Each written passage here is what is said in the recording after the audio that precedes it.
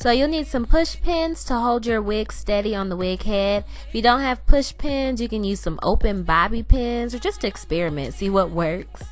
You'll also need some flexi rods. I'm using flexi rods of different sizes because I want my curls to be different sizes. And then at the end, I think I used about 12 to 13 rods. You're going to need a paddle brush. Hopefully yours has a handle. Enough said. I'm going to use some clips and ponytail holders just to separate all my sections and keep the hair out of the way. You'll also need some scissors because during this you will get some snags. So here's Miss Jamaica, and side note, she has been cut since my initial review. I'm going to go ahead and put push pins in the front and then on each side, and I'm doing this so that when I'm brushing it out, it's not moving around and it's not sliding off of the wig head. Now I'm going to go ahead and section off my first section, and I'm going to start brushing with my paddle brush. This can get a little rough, which is why I do not recommend doing this with the wig on your head. You will have a headache. Cut that knot, keep your scissors on deck. I'm gonna go through the whole wig, brushing it out, and it's okay to leave a little bit of texture at the roots. I think that looks good, and I think that helps it to blend well with your leave out. And you are gonna get a lot of shed hair in your brush. Don't be surprised by that. That's just Marley hair for you.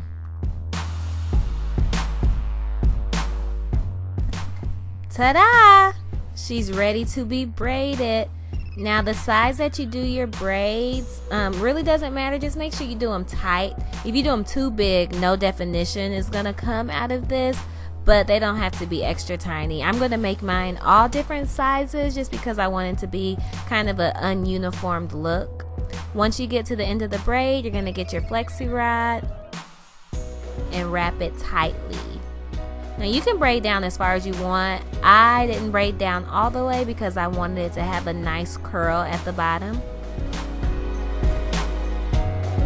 So you're going to continue this process throughout the entire wig. Remember, braid tightly if you want the pattern to show.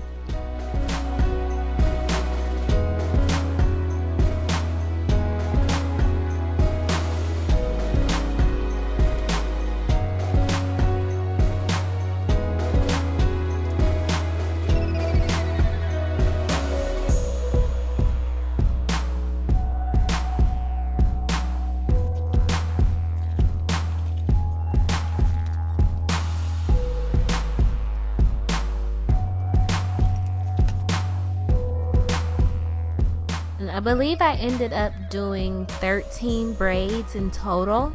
And there they are, all ready to go dip in the boiling water. Now you guys can fill your bowl up or whatever you're using a little bit more than I did.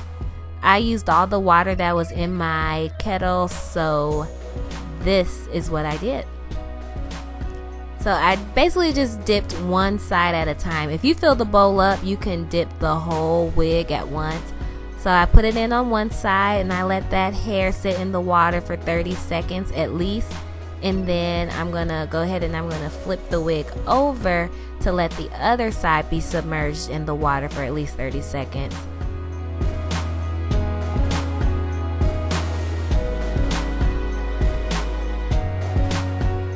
So at this point I had let the wig dry for about an hour and a half. And in my mind I was thinking that it was dry enough, but we'll see that it's not here soon. This is my leave out. You don't need this much leave out. Just do what makes you comfortable. I wanted a lot. So I'm going to start taking down the rollers, and I soon realized that there was so much trapped water within the hair and the flexi rods, and it's all beginning to drip all over me. So I would recommend taking the rollers out without it on your head and then letting the wig dry a little bit further before putting it on your head so all that water is able to release. You see, I've gotten a towel because I was getting soaked and it was just not okay.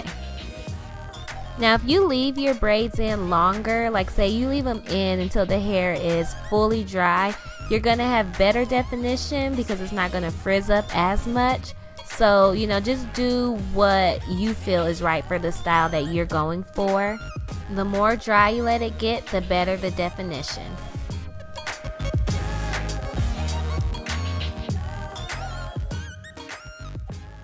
Okay, so I got all of the rods taken out. When you get them all taken out, it might be a little flat in some places. So just go ahead and fluff it out, depending on how big you want it. I actually like the way that this looks, so I'm not gonna fluff it out at the moment. As you can see, my leave out, or my hair that's been braided out, that's been up in plaits for a few days, it blends wonderfully. Like, you can't tell me that this is not all my hair. You can't tell me that. Like, it looks so good. I just can't stop looking in the mirror because this just looks really good, you guys. I'm so happy. So I hope that you guys try it. Yeah, this is cute. Let me turn around and see the back.